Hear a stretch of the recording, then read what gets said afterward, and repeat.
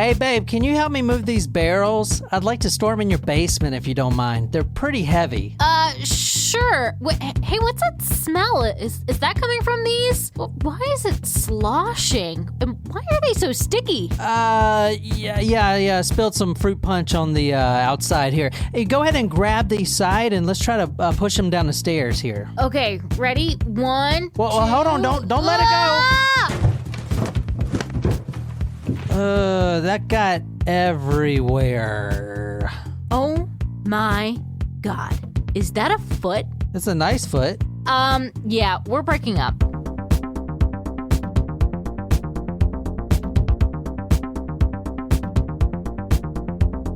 Welcome back to another episode. Whoop whoop. Yeah, we're back. We do want to very first and foremost shout out our newest Patreon members. Yeah. I may have missed this one, so I'm just double checking it. So perhaps this person gets a lucky 2 shout out. Jacqueline, thank you for joining us, as well as Shelly. What's up, Shelly? Hey, Shelly. So wanted to make sure that we reach out to everybody there. And we do have a surprise shot request, very specifically from James. Okay, James. So James actually requested, it's more of a drink, so I made it into a shooter, but it's all booze. So I guess 6 and 1, half a dozen or the other. Surprise shot. Surprise shot. We don't know what they are because they're a surprise. At least I said shot both times. Very deliberately, I guess. No, I didn't mean to say shot, but then realized it as it was coming out the first time and made sure the second time it matched. Yeah, so for you Patreon guys, we just recorded an episode just for you. Tristan Bailey. Tristan Bailey's story. She's a 13-year-old, or was a 13-year-old cheerleader, and you may have heard of that in the news. Actually, Nicole researched that story and put it together for us. So that's on Patreon for you Supremos and tacos of all sorts. For you, James. Cheers. Cheers, James. Is that like Kahlua and Bailey's? Yes, plus vodka. That was a mudslide request. Ooh, that was yummy. If you're new here, welcome. This is the Talk Murder to Me podcast. I put all my sources, photos, and videos on talkmurder.com. So go there and follow along with us tonight. This episode is number 238, if you can believe that, because I cannot. That's a lot. 238. So go to the blog and you can see all the photos. We got barrels of photos. Wait. That really didn't make any sense. Unless it was Was that a hint? A hint. We got a lot of photos on there. Plus, we are doing this on YouTube, and I apologize for not putting the YouTube video out for the last episode out already, but usually it takes me a few days because you got to remember I'm editing all this stuff myself, so it takes a few days to do that. So by Wednesday, the YouTube video for this episode should be out, and you can enjoy that as well. And you can see us and see my pot belly that one of our Supremos had noticed in the last video. I'm just glad she said it about you and didn't comment about like my pot belly or my back rolls. Your broles. Broles. I need to those are my 2 areas. Well, 3. I need to work on my rolls and my fupa and my belly. Oh, COVID. The COVID-19. Oh, no, this was here before COVID. Let's be real.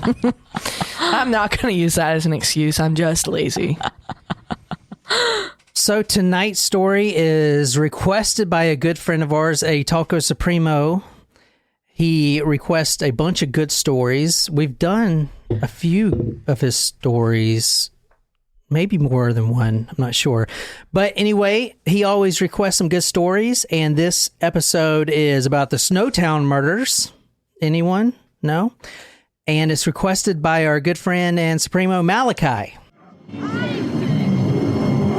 He wants you too, Malachi. Oh, Malachi. yes. So he always request some really good stories for us. And I have a bunch of his that I want to get to eventually, but I saw this one and thought it was really interesting. Well, and I had barrels of fun researching this. Oh, there's that barrel word again. Remember those hug barrels? The monkeys? The barrel monkeys? No, the juices. Oh, yes. The barrel juices. Yes, but also, do you remember the barrel of monkeys? Yeah, of course. Who wouldn't remember that? All right, so we are going to Snowtown in Australia. Australia. Australia. Okay, different part of the world. This is oh shit, where did Australia go? Where are we? Oh, shit. Good day, mate. No longer What exists. the fuck? Where did it go? Oh, we are. wait, that's not no, that's Madagascar. Oh no.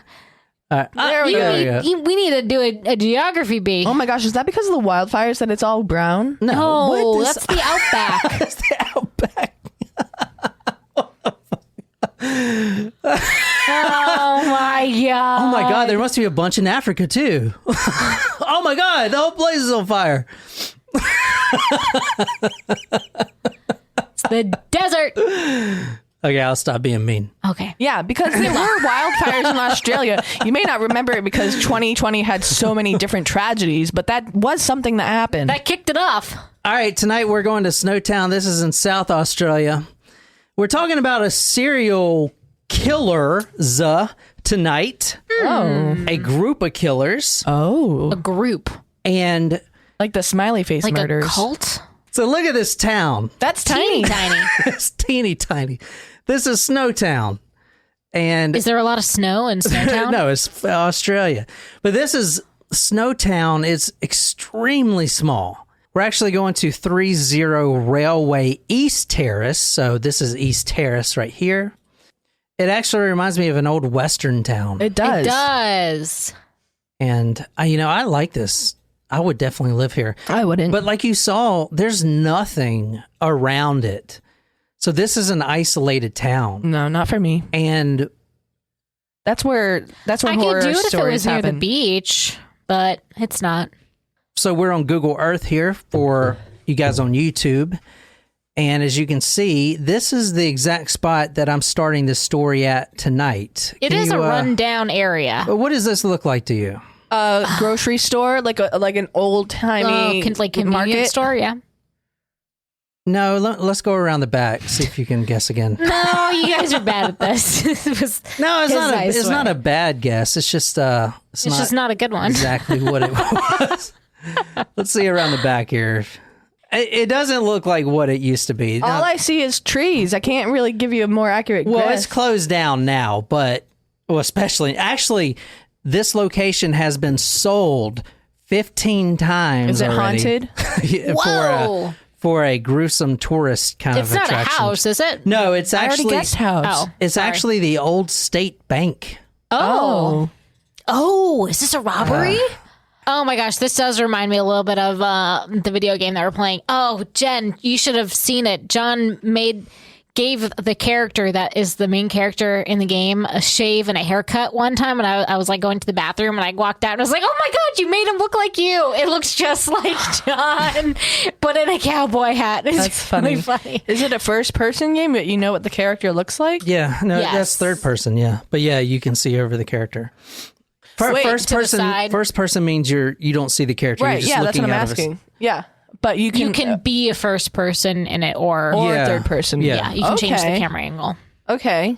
So this is actually the spot we're going to tonight. This is the old state bank, Interesting. and a little bit about the banking crisis of Australia. They consolidated all the banks, apparently, something like that. I didn't really research it. So this bank was actually for rent, and in 1997, the person who rented it was paying $60 a week, and it came with a vault because they build the vault. They build the bank around the vault. Yeah, that's what most of them do. You can't move that vault. That vault's going to always be there. That would be my crying space. What?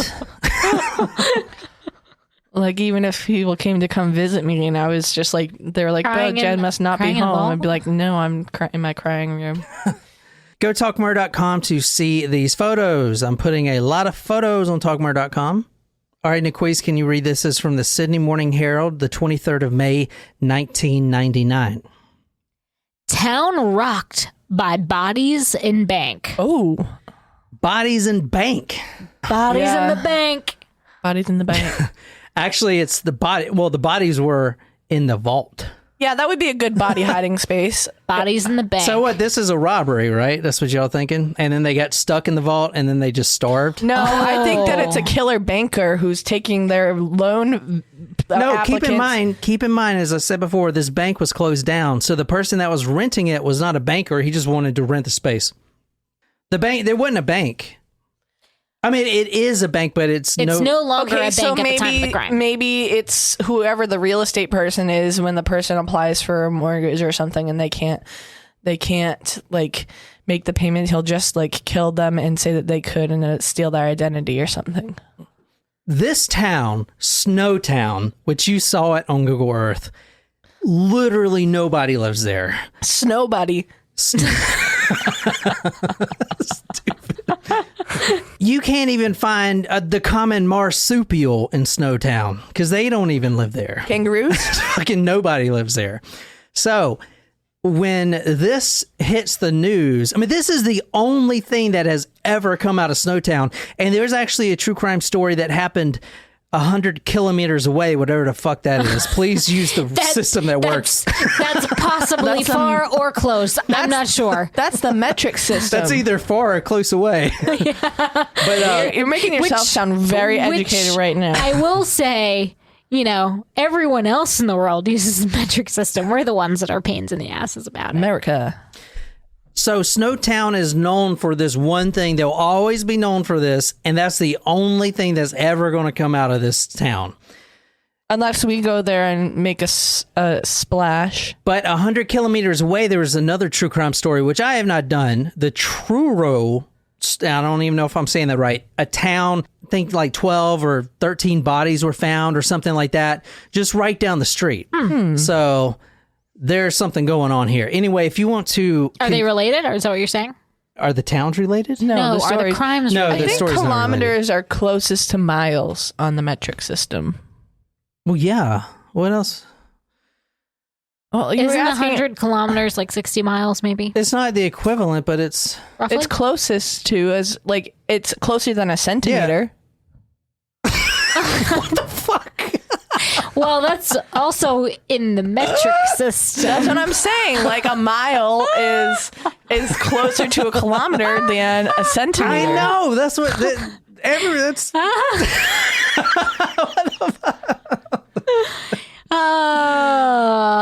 That was good. That was good. That was okay. good. I'm just trying to help you out. You said a kilometer or whatever that is, and I was trying to help. All right, so continue reading from the Sydney Morning Herald. Snowtown, a small grain-growing town in South Australia's mid-north, is suddenly on the map for all the worst reasons. 6 large plastic barrels containing the decomposed remains of probably 6 people had been hidden in the heart of the town since February. Oh man, like you don't even know if there's only 6 people in there for sure. Oh, no, there's more. You can fit more than one person in a barrel. I learned that today. One time in chemistry class, we did this project where you were like trying to figure out how like your body density in water, and so we went into a barrel. Different people went into a barrel, and I volunteered, and I got stuck in the barrel. Oh, God, I just wouldn't volunteer for these things. Another good fact about this that I learned is if you're going to hide a body in a barrel, don't use hydrochloric acid, use sulfuric acid. Because it'll destroy the barrel as well? No, it'll destroy the body. Hydrochloric acid breaks the body down really slow. Oh, so it's a bunch of like gooey sludge? Exactly. Ew. It's slime. They actually talk about it in the book we're reading. They swiggle the slime because it's slimy. Slimy. It's like Ghostbusters. I don't like that. I use that word like to describe people I don't like, who I think are weird. Like not weird, like geeky weird, Gross. but like sketchy. Yes, I will sometimes use the word slimy. Detective Superintendent Dennis Edmonds of the South Australian Major Crime Squad said police opened 2 of the barrels on Thursday night and identifiable human remains were seen. The existence of male and female body parts have been confirmed. They may have been stored in acid or some other corrosive agent. The most awful aspect for police dealing with the case was the smell. When the vault doors were opened on Thursday, officers were hit by the pungent odor of decaying flesh. Can you imagine them going in there and being like, I wonder what's in here, and lifting the lid up and it just hits you? I imagine that Sex Panther from Anchorman smells so much like, somewhat like decaying flesh. Smells like Bigfoot's dick. When he opens the thing. 60% of the time, it works every time. I need to see that movie. I need to watch it soon. So actually, the bodies were there since February.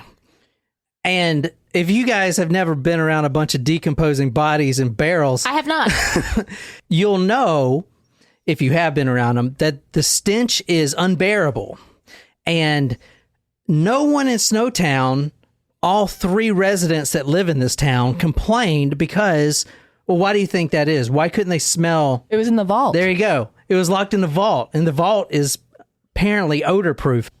It was in there since February. So for the past few days, it's been seeping out. That's the word the newspapers would use. Seeping out into Snowtown. So everyone's like vacating the town the immediately. smell of the slime. The smell. Oh. The slime is contained in the barrels. Yeah. Oh, right. Got it.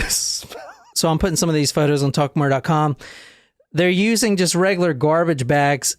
I mean, because this is Snowtown. I mean, I can imagine their police force being like one person. But anyway. Paul Blart, Mall Cop. Yeah, so you see the bags they're bringing out, the whatever they find in the barrel in. These are the barrels right here. They're 44-gallon barrels. They're plastic, and they cost $25 each. Well, in 1999. Oh, that's probably like $60 now. Yeah, it's a pretty good deal. This is inside the bank, what you're seeing here. And obviously, they're not going to show you the slime, even though I tried to find it. I'm just saying. Quick, take a picture of me deep in thought in this vault. What? All right, so what do you guys think so far? Who put all these bodies? And they said probably 6. That was the day after they found them. There's a lot more than that in these bodies. There's at least, well, there's not 2 per each, but some of the barrels have 2 bodies in them. Okay, so it had to be somebody with access to the vault, or if the building was abandoned, someone who knew the vault's combination, because I don't know how easy it is to change combination of a vault. So perhaps it was the former bank manager back when it opened, and he was a secret serial killer, and when he knew that the place was empty, he knew where he could hide his bodies.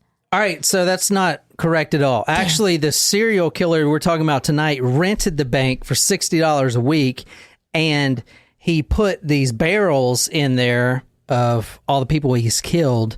And for reasons I don't really understand, well, I kind of do understand why he didn't just dump them out in the wilderness, because they're sludge now. You just dump them out.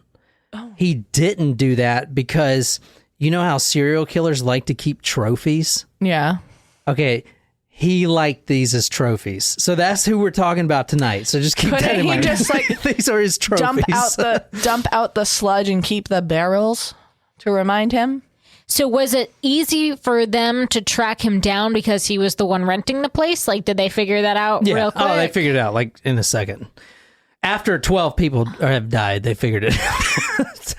Going back to the Google Earth, and you saw us zoom in at the town. Mm-hmm. There are a million crevices in that landscape that you can dump out these barrels. Yeah. So just keep that in mind. The reason... Plus, it's like the wild outback. You could toss out a whole body and some big animal's going to go take it. So especially slime, that's like eating and drinking at the same time. Ew. So the reason that he didn't do that is because he had such an affection for these barrels. They were his trophies. I'm just trying to get you guys to understand who we're talking about tonight, because he is not all right in the head. But again, He what killer loves- is all right in the head? He loves these barrels, and My strange addiction. the vault was the best place to keep them. And even the landlord had went into the bank once it started seeping out of the vault, and he tried to open the vault, but he couldn't get in because he didn't know the combination. Okay, so they uncovered this because eventually the smell started getting out, even though the vault was sealed. So this is the book we're reading from tonight. It's called Bodies in Barrels, The Snowtown Murders. This is by Jack Smith. Pretty sure that's not his real name. So fuck, it's Jack Smith. I mean, come on. I'm pretty sure a lot of these true crime authors, they use aliases. It's the same person It's for the all same of them. A lot of them are probably the same person. I think a lot of them, like the big true crime authors, if they want to just get a story out really quick and write just a, just really rough copy, they'll use an alias, I really think that's what's going on. Anyway, this is your killer tonight. What do you think about this guy? Is he cute? No. No, he looks like a janitor. He is going to kill 12 people and stuff them, most of them, into those barrels. And he is going to hoard the barrels because he loves having the trophies. This is his accomplice right here. Whoa! Hey-oh! Flipping the bird. He's the muscle. So there's a He lot. is the muscle. He looks like Ryan Gosling with a shaved head. So there are a lot of players in this story. You could potentially call the main guy, which we just looked at. His name is John Justin Bunting, like bunting a baseball bat or whatever. You could call him a cult leader because that's basically what he kind of was. Okay, as a cult leader. This guy you're looking at now, his name is Robert Wagner. He's the muscle. He's tall. He's real tall, and he is the one that, you know how you have a villain, and then you have his henchmen, and they're all really big. Yeah. He's that He guy. would be played by Jason Statham. Yeah, Statham. Yeah. Statham. Yeah. Yeah, unless he's gotten fat, which I don't hope he hasn't, because he was ripped in that one where he was The Italian Job. Love that movie. the one never where he saw was Oh my God, Mark Wahlberg's in it. It's the best. Marky Mark. no, it was the one where he was it was like a race, death and race Furious? or something. No, it wasn't Fast and No, Furious. I know it's like a series of movies. I didn't watch them. I only knew him from The Fast and the Furious. No, he's not in the Fast and the Furious. I thought he is. He's in one of them, like the 7th I know he's in one of them. All right, who you're looking at now, and if you go to talkmore.com, you can see this guy's profile. He actually looks a lot like Jack Black. I know not in this photo, but I'll show you one where he does look like Jack He Black. looks like a teacher or something. What school did you go to? I'm just saying. Put on a Mr. Rogers sweater and he could be teaching history class. Does he look like someone that will put 12 bodies in barrels? No. Yeah. See? All right, this is John Justin Bunting. Talk a little bit about his childhood here. He was born in 1966 and lived in Inala, which is another town in Australia. When he was young, he had a hobby that he loved to do. He loved to catch little spiders and insects. Light him on fire. No, not light them on Save fire. 'em. Save Ant them. farms. Ant farms. Our guesses are way off tonight. He used to take these spiders, especially redback spiders, which are prevalent in Australia, and he would put them in a container and then just dump whatever chemicals he can find and mix them together. He used brake fluid, nitric acid, and even chlorine. He would submerge them in there and watch them suffer and die. And some of the insects, they emit like this scream. Have you ever heard a roach scream? It's the most terrifying thing ever. No, thank you. No, thank you. So this is John Justin Bunting, born 1966. He lived in Inala, Australia. He used to trap these little redback spiders and torture them. However, he came from a privileged childhood. We've been seeing that a lot lately with the killers I'm covering for some reason. Tom and Jan, both his parents, loved him unconditionally. And in many occasions, if he wanted to take up photography, which he did as a child, as like a 12, 13-year-old boy, They would buy him the nicest camera. If he wanted to learn about the stars and astronomy, they bought him a telescope. They gave him everything he wanted, everything. Great life. So what happened? How did he put 12 bodies in barrels? Not 12, 10. How did he end up putting 10? He wanted to. So that's what he got. He was rejected by a woman. he also got fired. He also loves chemistry, and he started developing his own photos. However, he was really bad at math, so he couldn't pursue chemistry. Oh. But that's why he likes chemistry. He was mixing this stuff with the spiders. Sure. So, which, makes sense because now there's a bunch of chemicals in these barrels. Obviously, he wasn't too good at it because he didn't use sulfuric acid and he used hydrochloric acid. If he would use sulfuric acid, he would have probably got off scot-free because there would be no evidence. It would have broken down the bodies to like complete slime, right?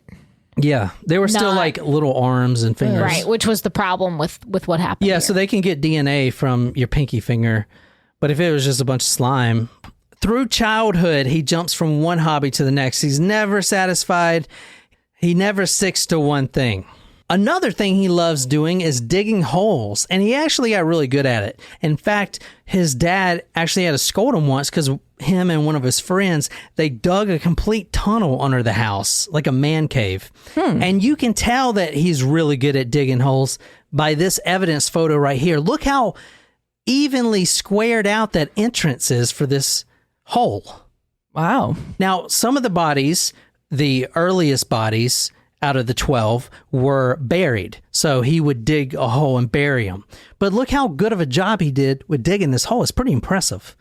But his dad scolded him for that and told him he can't be digging holes in the backyard. Also, a little bit about John Justin Bunting is he loves guns and he loves World War II. And he became a collector of weapons, homemade mortars, and such. He was so interested in World War II that he picked up a shiny new copy of Mein Kampf, the English version, and he began to dive into the philosophy of Hitler. Und wir werden in unserem Zeichen wieder siegen!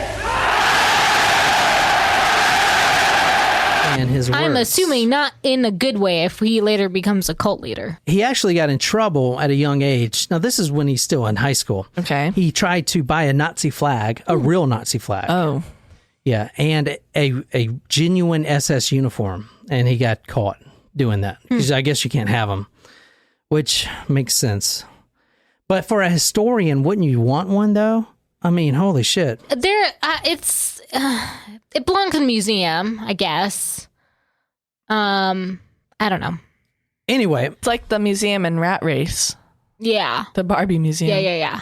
who you're looking at now is actually the same person. I know he looks a lot different. Very, very but different. this is him as a youngin'. I think he was probably 18 here, maybe Brendan Fraser. 17, something like that. Looks completely different than he does now. And this is when he was getting heavy into Nazism and all the ideologies behind that. And through Nazism, he learned to hate a group of people. Do you want to guess who they were? The Jews. No, obviously that was the best guess. But no, mostly homosexuals and pedophiles. Oh. And according to... Interesting that he's placing them in a similar category. Well, you're going to see why. And here in Australia... Like that makes no sense. Well, go on. The demeaning term for a homosexual in Australia, which he used quite often, is poofters. We've heard that before, poofters. When John Justin Bunting was a child, 8 years old, he had a life-changing experience. Really? And you ask, why does he hate homosexuals and pedophiles? Well, him and a friend at 8 years old, he was over at his friend's house. That friend's older brother, his blood, his biological came out the same hole brother, beats up his own brother, which was a friend of John Bunting's, and John Bunting at 8 years old. And then he rapes them, both of them. Rapes his own brother and John Bunting. So he was sexually assaulted and raped at a very young age. Of 8 Okay, years so old. that's where he's tying a connection. Exactly. Now, that brother's father came home and walked in on this. So that brother gets on his motorcycle, escapes, crashes into a tree and dies. Oh. How traumatic. After this moment, John Bunting is going to have a disdain. I don't even know a better word than that. A straight hatred, a venomous hatred for homosexuals and pedophiles, which he considers are the same thing. And he is on a quest, and that's where the cult aspect comes in. He is on a quest to kill pedophiles, to kill homosexuals. That is his mission from God, like that one guy we did talking to Yahweh. What was his name? Michael something. I can't remember. At 15, he becomes a father. Not much is known. Whoa, at 15. At 15, he gets a girl pregnant, becomes a father. Not much is known because he doesn't even know. He disowned the child. It is not mine. I don't even care. Get out of here. Never talked to the child again. Didn't care.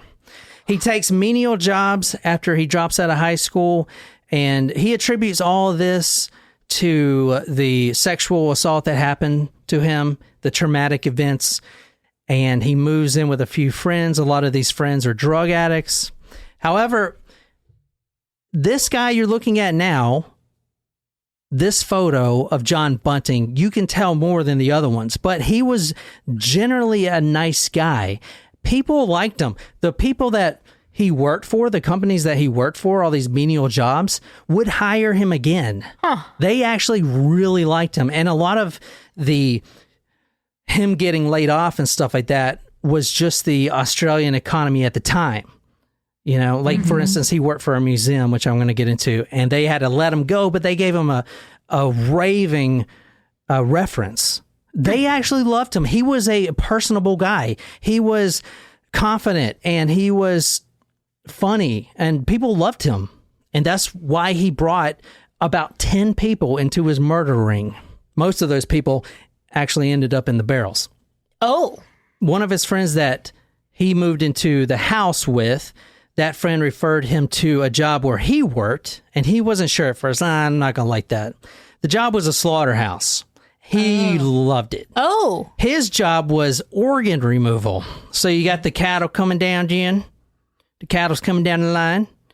You get the gloves on, although I'd take mine off. Feel the warmth. First you take the spleen out, just rip it out, Jen. It goes all in your mouth. Oh, yeah. Stop it. She's not even looking at you. So he was the organ remover. He removed a kidney, spleen, all that stuff, and he would actually go home and brag about it. He loved it. Loved it. That would, hands down, make me a vegetarian once and for all. Yeah. I killed a horse in a video game the other day, and I was so depressed. Yeah.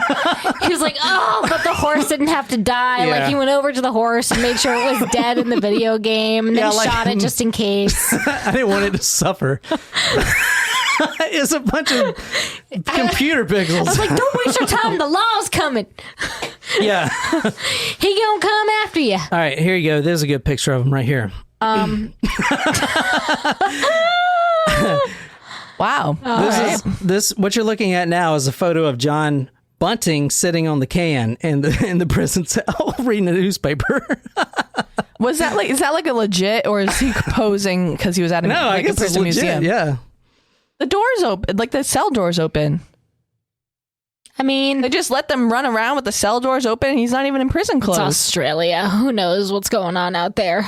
John was a short man, squeaky voice. I used to have a squeaky voice. Actually, when I went through the drive-thru, they'd be like, "Yes, ma'am, come on, pull around." John Bunting was a short man, squeaky voice. He was always trying to prove himself.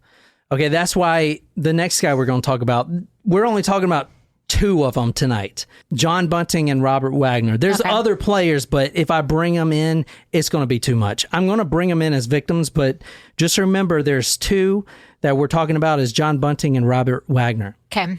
So Robert Wagner is the muscle. John Bunting is a short man. He's considered a, quote, nice bloke, end quote, by a lot of people. He once worked in a motor museum. He was painting the floor, but the museum ran out of money. But they gave him a reference like I talked about earlier. So that's the kind of personality he's working with. However, he started getting more into Nazism when he was getting out of his teenage years, and he started openly talking to other employees and other coworkers about how much he wants to beat pedophiles with like an iron bar. He wants to go and find pedophiles and just beat them to death. A cause that probably a lot of people would get behind, Yeah. but like also that's pretty extreme. And Yeah. to just like start a conversation. Yeah. I'm sure unprompted. You know, it's not like you're talking about things. Yeah. Hey Max, what are you doing after work today? You want to Right. go beat some pedophiles with an iron bar? Like, Well, keep in mind, he was raped by an older I get man. it. so- no, and I know it's obviously- extreme, but yeah. But that is probably why he's so hateful of these people, I'd imagine. So he thinks that homosexuals and pedophiles are the same thing. It's literally the same thing.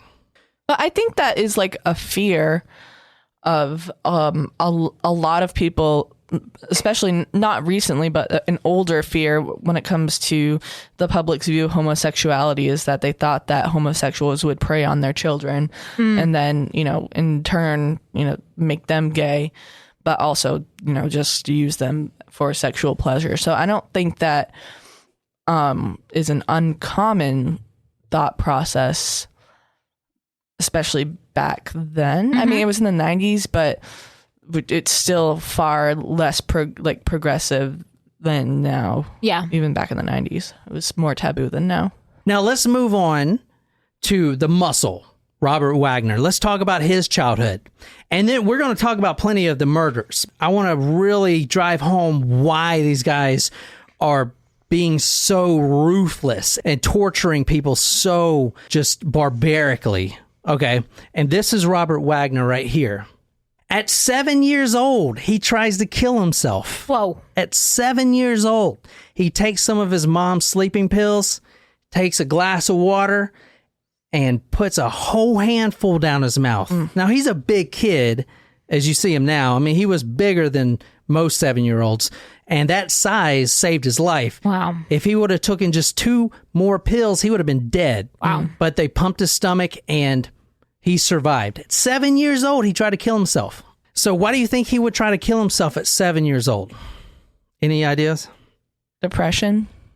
Maybe he was being picked on at school. He was being abused. Before he attempted to suicide, his mother noticed him withdrawing and becoming extremely introverted. At 7 years old, it turns out, before this happened, he was sexually assaulted and raped as well. His father left him when he was only 6 months old. He was born in 1971 in New South Wales. He moved to Adelaide, which that's where we're going. We're not going to Snowtown. Snowtown is just where they found the bodies. Right. Okay. They moved from Adelaide, which 11 people were killed in Adelaide. Only one person was killed in Snowtown, and he was actually killed inside the bank. This whole case is referred to as the Snowtown murders. However, most of them, all of them, Got it. almost occurred in Adelaide. In reality, just the bodies were found in Snowtown. Exactly. He was sexually assaulted at 7 years old. The trauma was so bad on him that it made him start skipping class. He drops out of school at 13 years old. He couldn't handle it. It affected him that much. He finds comfort in a new friend, a friend named Barry Lane. Now, this Barry Lane is actually a middle-aged child molester. Now, remember, I'm sorry. His friend that he makes is a child molester. He befriends a child molester, and he himself was molested as a child. Sort of. It's more of the child molester friends him. So he's having trouble in school. He gets sexually assaulted at 7 years old. He's having a bunch of trouble. He moves. His parents move him to Adelaide. The neighbor that they move next to is a middle-aged, over 40, child molester named Barry Lane. And this guy, his MO, as far as picking up little boys, is he would give them small gifts. He would say, and obviously Robert Wagner at 13 didn't really understand what was going on. But Barry Lane is like, hey, how you doing? Here, would you like some whatever? And then eventually, over the period of a year, he had brought Robert, the muscle, into his web. And eventually, Robert, at 14 years old, moves in with this middle-aged child molester. Right there, he moves in with him. He knew that he was a child molester? You got to keep in mind, this guy was 13. He was introverted. He tried to kill himself. He has no friends. But no one likes him. And then there's this neighbor that's really nice. But the reason that he tried to kill himself was because he was molested before, right? But he didn't, right. But then he moves to Adelaide, and then the neighbor is really nice to him. This guy, this middle-aged child molester, is really nice to him. And then eventually, doing whatever they do, convinces this guy, Robert Wagner, to run away with him. So he's 14 at the time, living with this 45-year-old child molester. What a sad story. And as you'll see, and he's done this many times before, this guy, Barry Lane. And we're not going to talk too much about him. He does end up in a barrel, but... Deservedly so. But he has done this a few times where he would give gifts to these little kids and then lure them in. And here's what would happen. He would convince them to move out of their house. And they're only 14, so they can't willingly go, but they can cut off all communication with their parents, which they do. And then when they're 18 years old, they call their mom, "Hey mom, I'm living with this guy, Barry Lane. He's my boyfriend," whatever. May I just pose a question that are all the people in the barrels pedophiles? No. Oh, I was going to say, this is one that perhaps I can get behind, actually, if that's the case. The pedophile thing may have been a motivation at first, but this is a business. From there. Okay. This becomes a business, murder business. Oh, okay. Murder for hire? Not murder for hire, but they're making money off this. At least 2 people in the barrels are females. Okay. Well, here's all the victims right here. Okay. I'll put all these on talkmurder.com. So you see... a wide array. Yeah, very wide array. And you see 2 females up there. Yep. Now, all these people were either living in the same neighborhood as John Bunting or were in his social circle somehow, and we're going to get to in a second. The first murder happened August 31st, 1992. The last murder, May 9th, 1999. So a 7-year So gig. a few days before that, the article you read was on the 23rd of May. So 2 weeks before, they murder him, and as soon as they put him in the barrel, they get caught. All right, who you're looking at now is Clinton Trezise. He was killed the 31st of August, 1992. This was the first one that was killed. This is the first victim. Mm-hmm. And it was only John Bunting, because he started his career of murder by himself. He actually doesn't bring anyone else involved until a lot later. This is the first one. This is how we truly see the intentions of John Bunting. This boy, Clinton, he was openly gay. He was living alone after his family ostracized him, kicked him out. "We can't be associated with you," because he would wear the short shorts and the tank, whatever, the crop tops or whatever, and walk around the street. Mesh shirts. Yeah, so his family ostracizes him. Things that I'm jealous that I can't pull off myself. It was a style in the 90s, though. Yes. In 1992, he comes in contact with a middle-aged child molester, Barry Lane. Same story as Robert Wagner, who is currently living with Barry Lane. This guy attracts Clinton in at a young age, grooms him, and then has free reign to just sexually assault him anytime he wants. Okay, that's what he does. So he actually meets Robert Wagner and Barry Lane in 1992. So Barry Lane, is he just like grooming them for his own sexual pleasure? Is he having them do other things for him, like jobs and things like that? I think it's just for sexual pleasure. I'm not 100% sure. I didn't see anywhere where it went into that, his background or whatever. We have one picture of him, and I'll talk a little bit about his life growing up, but other than that, I don't know. So this boy, Clinton, meets Robert Wagner and Barry Lane. At this time, Robert Wagner and John Bunting have already been associating with each other. Now, keep in mind, Robert Wagner is I mean, you would consider him gay, a homosexual. He's living with a gay man and they're doing sexual things together. Mm-hmm.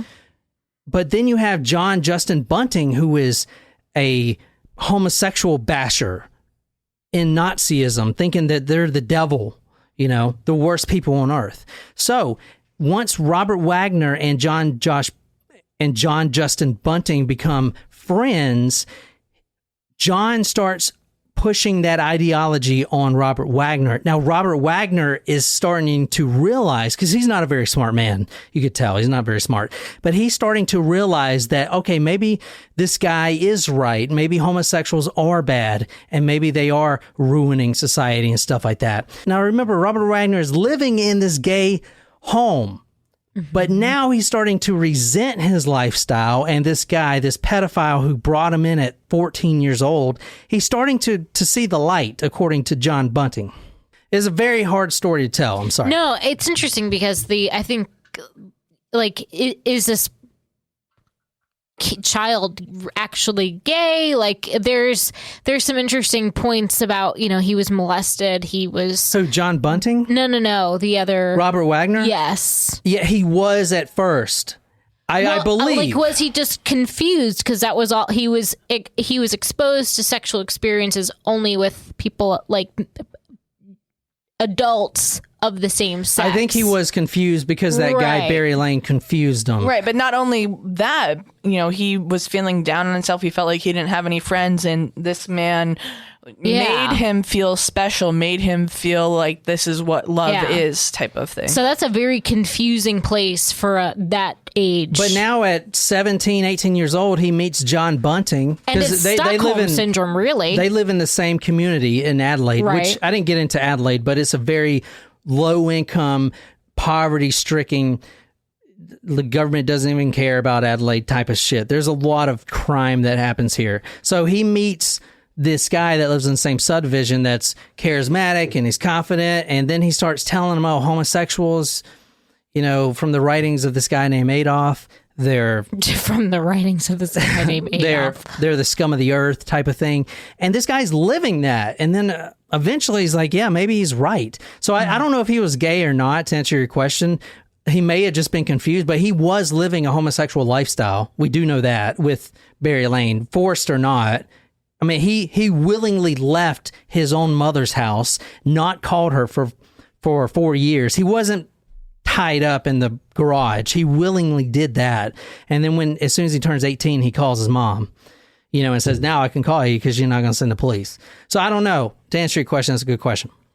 But this is how Clinton ended up right here. He was one of the ones that were buried. And I'll put this photo on talkmore.com. I don't know if you can see it, but you can actually, if you look closely to the left of the photo, you can see 2 feet right there. It's really hard to see. Are those 2 feet or is it a torso? It's 2 feet. That's his feet sticking out. Yeah, I don't see feet, but I see like a body part. It almost looks like a decapitated torso. Clinton was lying face down when he officially died. And the official death from what the autopsy, because we actually have his bones. He's not slime. He's bones in the ground. They know he was laying face down, but the medical examiner was really confused. He was like, I know he was laying face down because all the wounds, the cracks from the hammer to the back of his head are right, you know, in the back of the skull. So he was laying on his belly, face to the dirt. That makes sense. But why is the front of his skull so fractured? It's because John Bunting hit this boy so hard on the back of his skull, with so much force with the hammer, that the front of his skull fractured completely. Yikes. So just think about all of his might, all the hatred that he learned from Mein Kampf, just right down on the back of his skull. The front skull actually just breaks open completely. That's how much hatred this man has for homosexuals. Wow. That's bad. That's real bad. This was the first one that he killed solo. Here's what happens. Robert Wagner's already starting to turn. He's like, you know what? This guy, Barry Lane, he used me. And John Bunting's right. Like, homosexuality is not the way to go. Like, this guy's a pedophile. Well, the pedophilia part. Yeah, I mean, is the wrong part. he did use him for sure. Yeah. So John Bunting is telling him all this stuff, and then they're introduced to this Clinton boy, which is now another boy toy for Barry Lane. He's living in the same house. So there's this animosity between Robert Wagner anyway. I wouldn't say jealousy, but kind of a weird whatever. It was like a triangle thing. And this is very important for the MO of John Bunting, how he gets people involved in his circle of murder. He goes up to Robert Wagner and Barry Lane, which he was both really friendly with. Now, why would he be friendly with Barry Lane, the child pedophile? To get him to trust him so that he could easily, hurt him. The real reason he wanted to get close to Barry Lane and befriend him like he did is because he knows the other pedophiles. And if John Bunting wants to pick out pedophiles and put them in barrels, the best introduction he can get is this middle-aged child molester, right? So he goes up to Robert Wagner and Barry Lane, which they were all friends, and he takes them out there and shows them the body of this boy that Barry Lane just moved in. He shows it to him. Here's what I did. Look at him. So they have a choice, and looking in John Bunting's eyes, the choice is very simple. You're going to help me dispose of this body, or else you're going to be down here as well, because I'm a freaking maniac type of shit.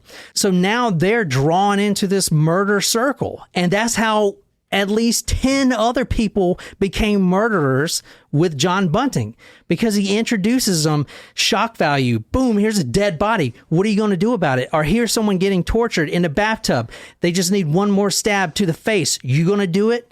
Or we're going to have to take you out too. Now you're an accomplice. Oh, wow. So now you're part of the murder scheme, right? And a lot of people are scared of him. The pyramid scheme. So right now, Robert Wagner is a permanent fixture, okay, of this, because he helps dispose of the body of this boy, Clinton. Yep. Now, I want to interject right quick and say the main reason we know this is because another accomplice, which he'll bring in the same way, you going to help me kill him? You going to help me bury him, or what? This guy, Jamie Velasquez, he is currently serving a life sentence in isolation in Australia. He was convicted of 4 of the murders, but he's the only reason that we know all of this stuff, how it happened, John's temper, John's hatred, because according to John Bunting, even today, he didn't do anything. But this guy, Jamie Velasquez, who was brought in, turned state's evidence, hoping to get immunity, but he got life in prison, life in isolation. So, I don't know. Wow. All right, here's Barry Lane. That's what Barry Lane looks like. Wow. Kind of what I pictured, I guess. Now, if you go up to him, don't call him Barry, because he doesn't like to be called that. He likes to go by either Vanessa or Kim Lane. He's a transgendered female. He has taken hormone vitamins, and he has breast. So that's him. Or her. Her. He is also a child molester who, like I said, builds trust with his victims with small gifts. He's done this many and many of times. May I ask, when did she transition? Was it before, while this was going on, and he had, or was it after she was caught? I don't know, because not much is known about him, or at least from the book that I read, they didn't really go into it. I can tell you a little bit about his childhood, but I don't know when he started taking the hormones and stuff like that. I have no idea. But he did go by Vanessa or Kim when John Bunting was introduced to him. So whether it was when Robert Wagner was there or not, I don't know. Or before, I don't know. Like I said, Robert Wagner at 14 years old willingly runs away with this man who you're seeing right now, Barry Lane, Vanessa Lane. He lives anonymously with Lane for 4 years, completely cutting off his own mother. The mother's worried freaking sick about her child. Is he dead? Where is he? Police reports are filed, everything. As soon as he turns 18, he calls his mom. Hey, Mom, here's what I'm doing. Here's where I've been. You can't call the police because I'm 18. Kind of fucked up, but that's the hold this guy has on these kids. Quickly going over the background of Barry Lane. Born 1955, malnourished. Australia actually takes him away from his own parents at 8 months old. He gets taken away from his parents. It's actually quite a good love story how his parents met, though. They met in the welfare line, and their first date, they shared a heroin needle. Oh. Kinda cute.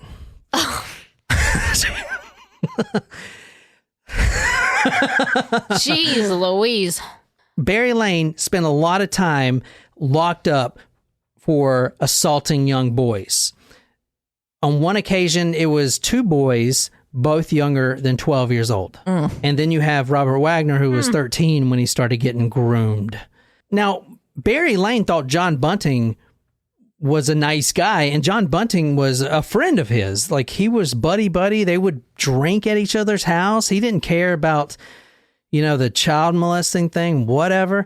But in his mind, John Bunting's mind, it was for a reason. He wanted this guy to provide names of a list of other pedophiles so he can do to them what was done to him when he was only 8 years old. And that's why he was friends with this guy. The only reason. Because eventually, once he's not useful anymore, he ends up in a barrel. October 17th, 1997, Barry Lane was kidnapped. So this whole thing, the first murder started in 1992. 1997, after his usefulness is run out and he's not providing any more pedophiles, now is his time to go. And he's already been the accomplice in many of the burials. So all the pedophiles that he introduced, what happened to them during that? Did they all end up in these barrels? Yeah. So a lot of the barrel people were pedophiles. Yeah, a lot. Interesting. Well, there was 12 victims. 2 were buried, so 10 in the barrels. Okay. 2 females, which were not pedophiles, and 1, maybe 2 who were not pedophiles at all, but were males. I know one was... Well, one was just a homosexual. We talked about that. Like, one was not one pedophile. was straight, and I'll get to that in a second. Okay. But he not pedophile or anything. Okay. Here's where you got to think about the business side of it. So, John Bunting has this thing that we're going to talk about here in a second. It's called the Wall of Spiders. Oh, no. And it's basically... That sounds like my worst nightmare. Legit.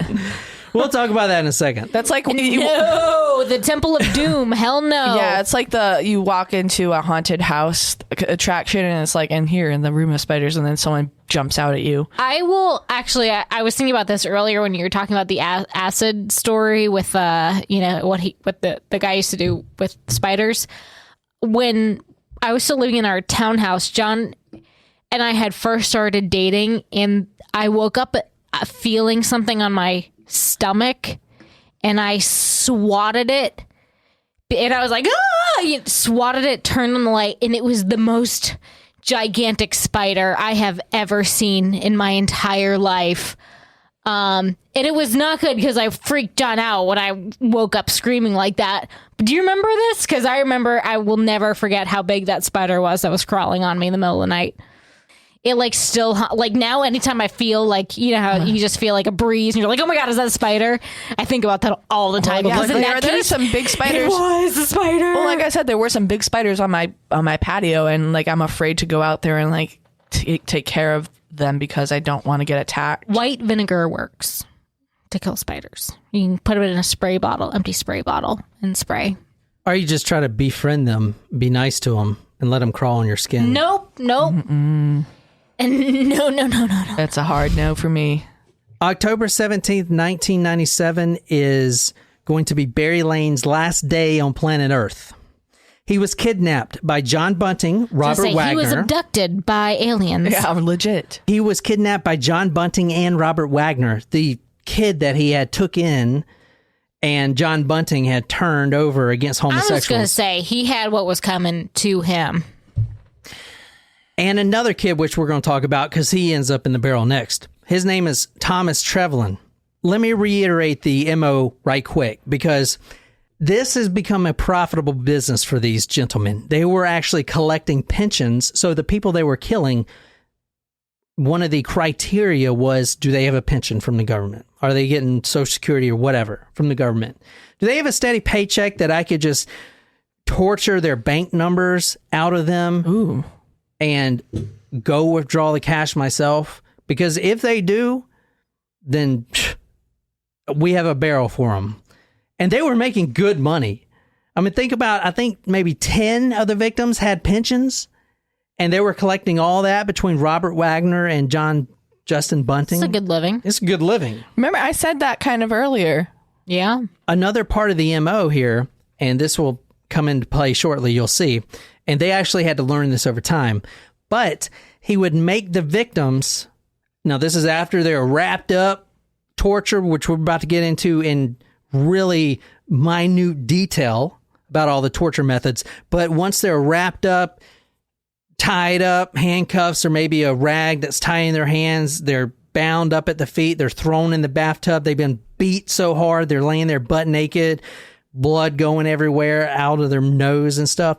They would make them call a relative on the phone right there while they're over them, Robert Wagner and John Bunting, over them, threatening them, just beat the shit out of them. They would make him call his mom or whatever. They would make him be real mean to the mom. So this guy, Barry Lane, calls his own mother, which was, I don't know, 75, 80 at the time. Her name was Sylvia Lane, like that author. Not the author, but, a Sylvia Lane. Need Sylvia Plath? Yeah, that's what I thought you were thinking of. Oh, I don't know. No, Sylvia Lane is like a romance novelist. Oh, I don't know. My mom reads Sylvia I was Lane. going to say, you would know. Your mom reads a romance novelist? Oh, that's weird that you know that. My boyfriend reads me erotica. Yeah, so. we're in the same book club. What? Barry calls his mother Sylvia Lane, who at the time thought her son was just really drunk. Now, he is screaming at the phone, "Fuck you, Mom," because they're telling him to do this. "Fuck you. Don't come look for me. I'm done with life. I'm moving to Queensland. Don't look for me." As soon as he says that, then what's the mother going to do? She go look for him. Well, no, not that. She's not going to look for him because now he just yelled at her not to look for him and he's done with her. Oh, no. If I was a mom and my child said, "Don't look for me," I would immediately start looking for them. Now, Something's wrong. After all this happened, the mothers and even one fiance remembers, "Oh, yeah, I did hear other voices in the background." So they didn't really... They didn't think about it. They didn't think about it, but they did think about it enough to do this. So he is tied up. He is thrown in the bathtub. A dirty sock is inserted into his mouth as a gag. And not only that, duct tape is wrapped around the dirty sock and the back of his head, so he can't spit it out.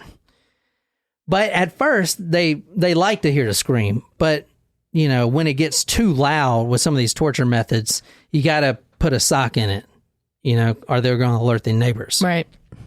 So, Nicole, if you want to read this is from the book Bodies in Barrels. They began the normal tirade of beatings, and then the men took a pair of pliers and began to crush Lane's toes one by one. Through the extreme pain, Lane could barely raise more than a muted whimper. Now, this is very light compared to what they're going to do. They're just getting their groove now, They start ramping it up around this time. But he was strangled to death after they take these pliers and start ripping out their toenails and fingernails and crushing anytime them. that happens in movies, I'm always like, oh my God, like that makes me cringe more than someone getting decapitated. Yeah. Like that, because you can really feel that. Yeah. Also carrots. You know what really pisses John Bunting off? What? Is when their victim dies suddenly. Before he's ready for them to die? Well, not that, but John Bunting is doing this, let's say with the pliers, clipping down on them little nuggets. Carrots. And you see him crack. And then the victim dies because he's choked on his own sock. And unfortunately, John was looking away. What he wanted to do is get right eye and eye with the guy, with the pedophile, with the vision of that guy, that brother that raped him at 8 years old. And he wanted to see that life force exit his body. He wants to see that. He's eye and eye with them. Bloodshot eyes, just looking like, where is it? I want to see that soul leave the body. That's what he wants to do. That's terrible. So after he was dead, he was wrapped in the carpet. And now, guess what? What? Thomas Trevelyan is also involved. So that was just Barry Lane. But now there's another guy, Thomas Trevelyan, who was involved. That didn't want to be involved. But guess what? Hey, can you help us out? I need to fix this TV. Can you come over here and just help? Oh, guess what? We have someone in the bathroom, and I want you to take these pliers and start clamping down on their nails. Now he's involved. Because what's he going to say? No? Fuck no. He's not going to say no. I mean, you got Robert Wagner, his big dude, muscle guy. He ain't going to say no and then try to run out. Now, going back to the wall of spiders, Barry Lane helped him build this, what John Bunting would call the wall of spiders. Barry Lane's name was actually in the middle.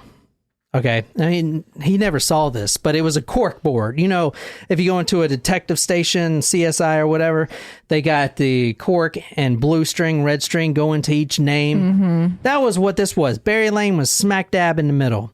And they were just figuring out all of his connections to other child molesters. And then like another child molester or pedophile, and this board was filled up. A lot of the names weren't murdered because they didn't have time, but filled up with pedophiles.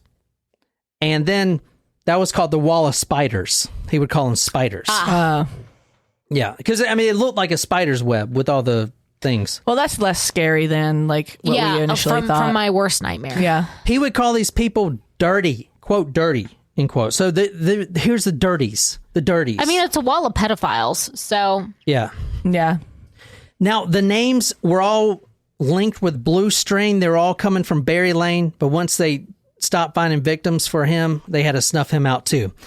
He would select a name and start terrorizing them immediately without them knowing. He would call them on the phone and start yelling, cussing at them, telling them he's going to kill them. A just complete rage maniacaholic. He would actually go and to their work, pour brake fluid on their cars, which would eat the paint. He would graffiti everything. He would start creating these detailed records, including the types of deviances for each one. So Barry Lane's, for instance, his little note card on the wall of spiders included, quote, waiting around near public toilets for children, end quote. Wearing, quote, poofter pants, end quote, which are pants that are too revealing. Quote, punching dung, end quote, which is having gay sex. Ugh. And I know, Jesus Christ, I don't like that term. And flaunting homosexual lifestyle. He was known as a rock spider, which a rock spider to him is a, quote, known toucher, end quote, of boys ages 12 to 14. And also Barry Lane, he put on his note card that he did not physically torture, but use psychological tricks such as gifts. And he found out this information from Robert Wagner, obviously. Lane was then thrown into a 44-gallon drum, and he was the one that was stinking up the bank. One of them, one of 10. Now, Trevelyan, this guy named Trevelyan, who you haven't seen yet, there's not actually a picture of him, but he was already mentally disabled when he came into all this, and he's just a kid. But now he's just been an accomplice in this horrific murder where this dude's squeezing his fingernails off and stuff like that. He starts suffering mentally, and he becomes a liability. He becomes violent. I believe he was schizophrenic, and he stopped taking his medications. And John Bunting noticed that he was a liability. And this is what he looks like now. Or this is the only real picture we got of him. Oh, wow. A little bit about this guy, Thomas Trevelyan. As you see, that's his gravestone. He was born with mental health issues. His grandparents raised him in 1997. He wanted to be his own person, so he moved out, and he moved into this little town called Adelaide. In actuality, he didn't move out because he was self-sufficient. He moved out because he met a middle-aged child molester named Barry Lane. So you see all the people ended up in the barrels are now connected to Barry Lane. Yep. He was still really young in his teenage years. He was an innocent in this, and yet he still was killed. Oh, yeah. But to John Bunting, oh, you're homosexual? Well, that to me, that means you're a pedophile. He was a victim. I know, but he thinks pedophilia and homosexuality. And if you read Mein Kampf, again, then he's got. I mean, I know we're not disagreeing. I'm just saying, like, he was preyed upon by a child molester. Yeah, technically he is a victim. He was not, like, he may not have even been gay himself. He was a victim of a terrible, horrific crime. Yeah, no, you're right. And according to the one that turned over state's evidence, the only reason John Bunting killed him was because he was a liability. Remember, he couldn't deal with the fact that he was an accomplice to murder. So now he's like getting violent. He's stopping taking his medication. He's just, he's so close to just going to the cops. So, we got a barrel. I just bought this barrel, $25. Let's put him in it. That's how these guys end up. I mean, John Bunting is a straight fucking maniac, out of his mind. It's interesting because if this were obviously, there's a lot of interesting things at play. Like he's got a spider web going on, a wall of spiders between this one guy, and he's killing a lot of people related to it. And he's got the whole Mein Kampf Hitler shit that he's. But if this was like a vigilante justice type story instead. I know in his head he's thinking it's vigilante justice. Like, I'm going to do all this. But if it was true, like, those are the types of stories that are really hard for you to be like, ooh, this is bad. In this case, it's bad because he's not just, there are innocents involved. He is, like, a Nazi supporter, whatever. There's a lot of really terrible things that this guy is standing for. But in vigilante justice stories, I do have a really hard time, even though it's murder siding against them. That's a really good point, what you just said, because you want to pull for someone killing pedophiles. I get it. Right. And that is some of the appeal, because John Bunting got about 10 people involved in this, including one female, Elizabeth Hayden. And you know how she got involved? Because there was a pedophile that they were killing in the bathtub. And now she is on the side of, oh my God, I get to kill this pedophile. Yes, I'm making the world better. So that is how he united all these people. That was one of the things. In reality, he just loves killing because he's a fucking psychopath, and he wanted the pensions. That's the reason he did it. Right, well, this and is he not probably like had a selfless act. Right. Yeah, exactly. Exactly. But that is, I mean, you're so motivated to rid the world of pedophiles. I mean, it's not hard to get people, especially in a lower income society like where they were in Adelaide, to jump on board with this. You know what I'm saying? Mm-hmm. Yeah, that's a really good point you brought up there. Now, Thomas Trevelyan was lucky, if you will. He did die, but he wasn't in a barrel. He didn't stink up the bank vault.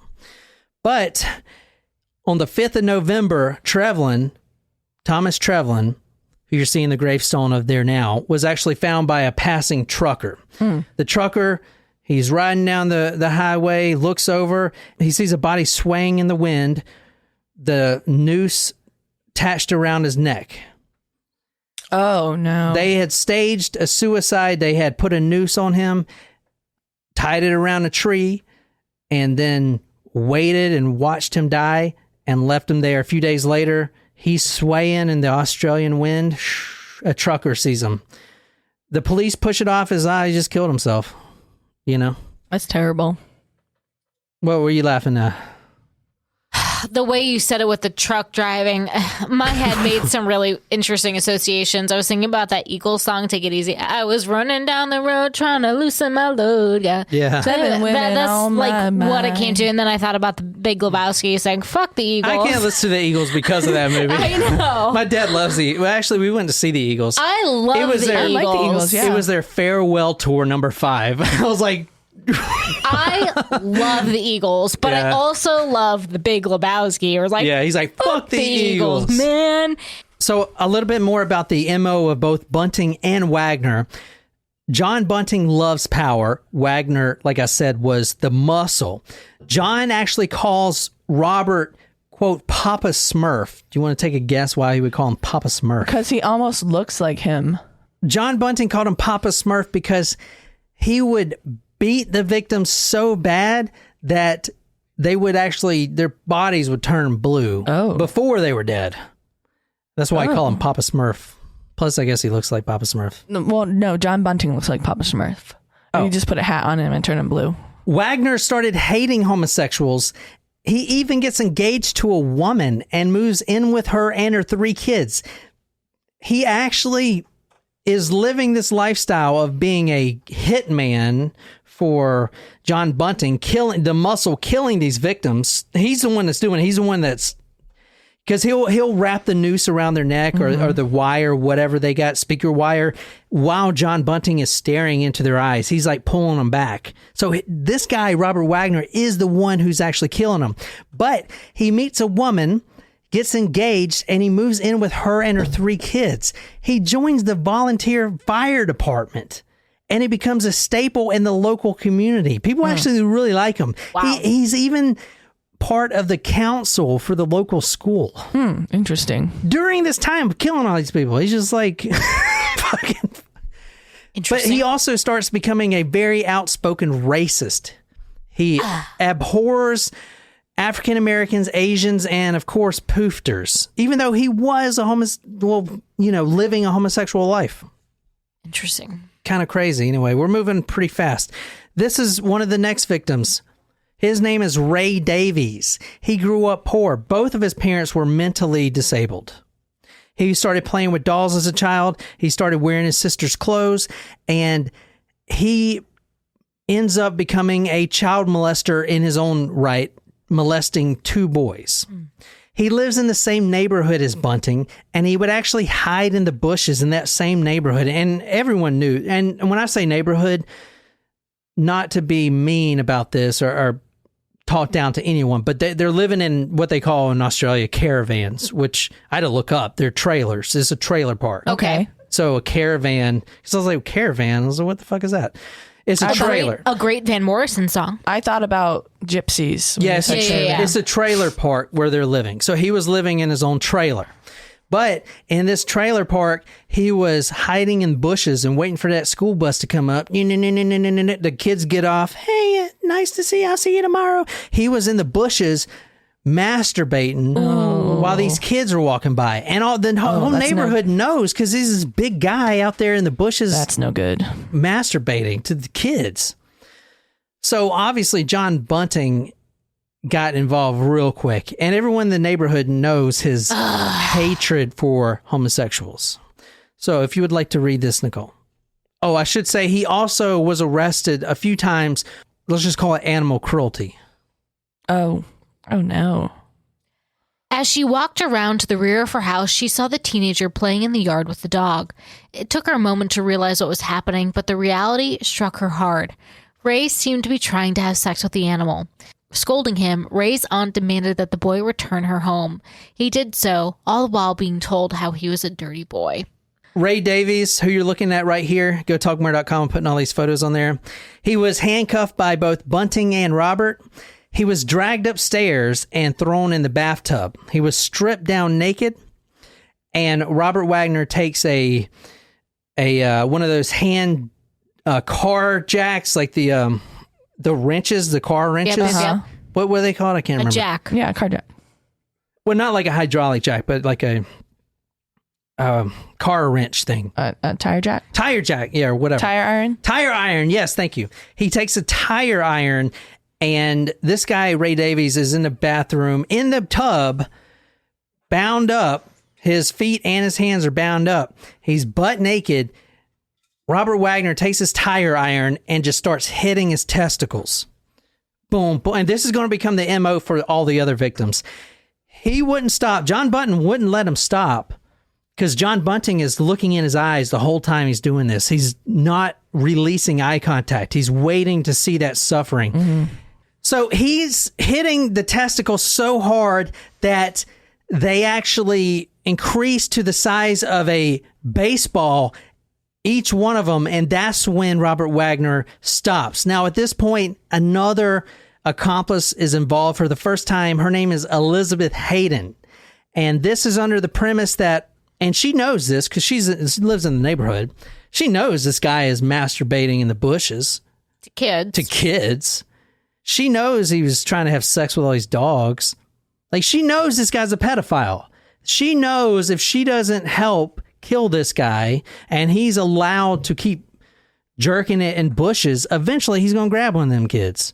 So now Elizabeth Hayden starts taking a knife, just a regular kitchen knife, and stabbing him. Now she's involved, but I mean, is that a bad thing? She's killing a pedophile. In her mind, she's like, I'm doing God's work. I get it. Vigilante justice. Elizabeth was no innocent party in this attack. When called into the bedroom, she helped Wagner wrap jump cables around Davy's neck, squeezing them tighter and tighter, right up until the last bit of breath was squeezed from his lungs. This is Elizabeth Hayden right here. So she ended up in a barrel herself. Yeah, she is actually in one of her own barrels, I think. She'll actually die on November 1996. She was married to a friend of John Bunting's named Mark Hayden. They had kids, Mark Hayden and Elizabeth, they had kids and a whole family. John Bunting was having an affair with her, Elizabeth Hayden. I should mention, as a pseudo-cult leader, he's having sex with a bunch of, random women, all of his friends' wives. Number one rule of a sex cult, have sex with everyone's wives. So Elizabeth Bunting will be placed in a barrel too. Her death was November 1996. Robert Wagner and John Bunting took care of her. Now, not much is known about what they did, but here, if you want to read this is from Bodies in a Barrel book. According to Bunting, he and Wagner had gone into the home and sliced and diced the body. They cut her up and put the pieces in the bathtub, with Bunting even describing a moment when Wagner had used the dismembered head as a puppet, telling John to kiss it. Give her a kiss. Come on, give her a kiss. He's like, got her hair. Give her a kiss. Come on, give her a kiss. They're laughing the whole time. The victims, John Bunting worked in a slaughterhouse, remember? He actually likes dismembering the bodies. He does not mind this at all. Oh, he loves it. He likes dismembering the body. So they cut off her head, and then Wagner is, being a funny guy. Give her a kiss. Come on, give her a kiss. You fucked her. You give her a kiss. Kind of shit. Ugh. Crazy shit, ain't it? Gross. Not right. Now, another part of the MO here that I should mention, and they start doing this as well, and this is actually extremely intelligent for anyone taking notes. They would kill someone, put them in a barrel, whatever, get rid of the body, and then people would be asking, where is so-and-so? Individually, both Wagner and John Bunting would go around the neighborhood and just start this whisper campaign, oh yeah, I heard what's his name went off to Queensland with some floozy he met or whatever. I don't know if that's true, but I heard, what I'm saying? They would create these rumors, and that is one of the reasons why police couldn't catch on, because they would suspect John Bunting knew more than he let on, but then they would go to the neighbor, oh yeah, I think that guy went to Queensland with some floozy. That's what I heard, at least. So that was actually really smart that they were doing that. I don't think I've ever seen anyone do that before. However, police did finally find CCTV footage of Bunting actually withdrawing bank monies. And you can see here, this is one of the photos of him withdrawing one of the pensions that was deposited into one of the accounts after he would, kill them. So they're like, oh, okay, they went to Queensland, but they're not spending any of their money, and now you're withdrawing their money? It's kind of weird, isn't it? Kind of shit. Let's talk about the last murder. I'm sorry this is so long. I'm really trying to get this done. This is Fred Brooks right here, who you're looking at. Nice looking kid, teenager. He is not a pedophile. He is not a homosexual. He actually has a girlfriend and has aspirations to become an Air Force, become an airman in the Air Force. He's got good grades. Everything's good about this guy. So why is he die? Because he stood up to them. Huh? He stood up to them? He sees kind something. of. That's a good guess. On September 17th, 1998, right before he was going to go to the Air Force to do his basic training, he was reported missing. Now, he is the son of a lady named Gail. Her name is Gail Hayden. If the name Hayden sounds familiar, Elizabeth Hayden just ended up in a barrel. Right. So her sister, Gail Bunting, is also having an affair with this girl named Gail. Okay. The sister of the one that just ended up in barrel, which was, I know this is crazy, but which was the wife of one of his friends. I know it's kind of... That is a twisted love rhombus. Yes. He is the son of the sister of one of the women, Elizabeth Hayden, that ended up in the barrel. So John Bunting starts having an affair with Gail, and Gail's got a son, and he's really cool. His name is Fred Brooks, and he's 12, 13 years old at the time. John Bunting is like a father figure. But guess what? Fred doesn't fucking like him at all. He's like, I see right through you. I don't like you. I'm not going to call you dad. I don't want to go fishing with you. Fuck off. That's his downfall. That's the only reason that John Bunting decided to kill this kid, and he does it in a very barbaric way, is because he was turned down by this kid. Trying to be his dad, his father figure. And this kid's like, fuck you. I see right through you. You're violent. You're a piece of shit. I don't want anything to do with you. He's 12 years old when he told him this. Wow. So. Good for the kid, but... Yeah. Well, I mean, it didn't end up being that good. Correct. Yeah. September 17th, 1998. Next, Wagner and John took off the teenager's trousers and shirt before laying into him with a savage beating. A lit cigarette was inserted into Fred's nose and another in his ear. John laughed, blowing the lit tip to keep it going. They also brought in a new device called the Variac machine. You want to take a guess what that is? I feel like I've heard of this machine before. They sell them on Amazon. You remember the Robert Wagner story we just did? It kind of reminded me of that. It's not a sex thing though. This is just it introduces current to like start your car or whatever, your boat battery. It's an electrical stimulator, but it's not for sex. It's called a Variac machine. In fact, this is the actual cord from the evidence locker room of the one that they used. This one in particular went up to 260 volts. And Nicole knows how that feels because she got shocked with 120 volts like 2 weeks ago.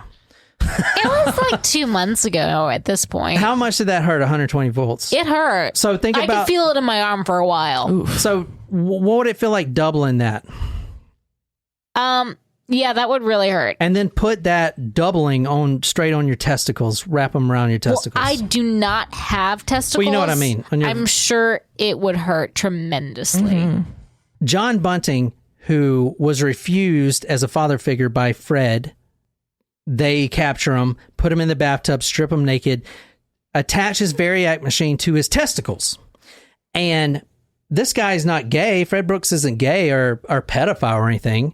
But John starts asking him questions about this random local girl, saying, did you molest this girl? Which is not true. He's trying to make an excuse for what he's doing. In reality, he was turned down by this kid because he's a piece of shit, and he hates that.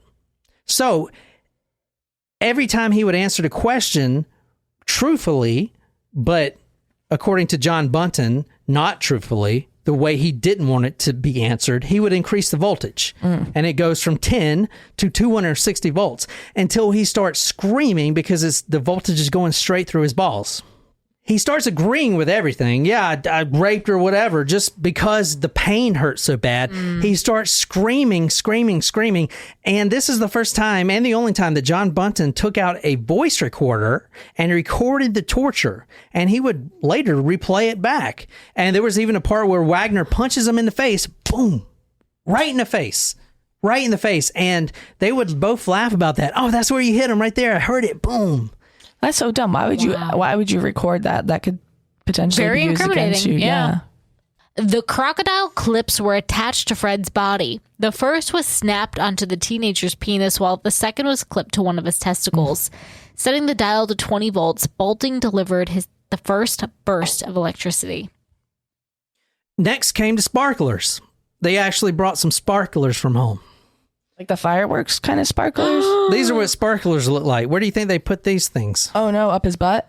These were inserted in Fred's urethra. Oh no. His penis hole. And then they were lit. John loved this. He was looking in the eyes the whole time and saying, yeah, you wish I was your dad. You wish you would have said something. What a fuck. They put him in his penis hole and then lit them on fire. And this is from the book Bodies in Barrels. They took sparklers, the kind given to children at parties, and pushed one into Fred's urethra. Once it was in place, they lit the top. Gradually, the sparkling end burned all the way down, reaching the flesh and leaving Fred writhing in agony. All right, so we covered a lot of the murders really quick. Like holding your junk while you're reading I was when I first found that out. Oh man! So we I will never look at a sparkler the same ever again. We went through this story really quick. I didn't want to make it two-parters. We covered a lot of murders here. In the end, let's just say that, especially the Robert Wagner trial, I know for certain, they almost had a mistrial. Oh, do you know why? Why? It's not because of what you think. 3 of the jurors in the Robert Wagner trial dropped out after the barrel photos came out, and they had to walk through the barrels. They completely quit. They were like, I can't do this. I don't want to have nightmares for the rest of my life. They almost had a mistrial. They had to redo the whole trial again with new jurors. Fucking crazy. I don't think I've ever seen that. I didn't know you could do that. Yeah. Yeah, I've not heard of that before, actually. Three of them. They don't know each other. They just like, I can't do it. It's too bad. This is too bad. It's too much. Yeah. It is too much. Well, I guess it's different in Australia, I'm sure, but if you don't have if you're not mentally competent enough to like be on a jury, I think that's one of the questions they asked you, if like you can Handle do it. Yeah. So to wrap this up, and again, thanks to Malachi for this recommendation. Yeah. The trial lasted about a year. In December 2003, John Bunting was found guilty of 11 counts of murder. So basically all of them except one. Robert Wagner was found guilty of 10. Mark Hayden, who we didn't really go into, he was brought into the murder scene. They actually, 2 of the victims. Same last name, Hayden. Yeah. Oh, yeah, Mark Hayden, he was convicted of 5. I didn't get into this, but Mark Hayden was the husband of Elizabeth Hayden. Okay. The whole time Mark Hayden was involved in this, he actually was told by John Bunting that his wife ran away from him. John Bunting said, your wife tried to make an advance at me, and then she just leaves town. Meanwhile, she's in the barrel. He didn't know that. So he was stuffing other people in the barrels, not knowing his own wife was in there. Anyway, I didn't really get to that. A guy named Jamie, which we didn't really get to either, he was the one that turned state's evidence. He was found guilty of 4 murders, and John Bunting is obviously the mastermind, sentenced to life in prison, no parole, consecutive 11 counts of murder. Good. Wow. So, and that's basically the story. Crazy story. And I know I ran through it really quick, but what'd you guys think? Nuts. Crazy, also awesome story. Definitely a fantastic request from Malachi. Yeah, and there's there's a movie out there that's on Amazon. Really? Yeah, it's got some kind of big actors in it called The Snowtown Murders, so check that out. There's also a good documentary. I honestly haven't watched any of them. I'm sorry. But I know the movie has high reviews on Amazon, so we might watch it later. Yeah. But anyway, I hear our dogs barking in the background, so we're going to call this a night. But thanks again, Malachi, for your request. If you'd like to request your own stories or dedicate a shot to us or whatever, or tell me that John's your favorite, go to talkmurder.com/join, become a Supremo. Again, you can follow the blog at talkmurder.com. You can find us on YouTube. And until next time, good night, you lovely, lovely people.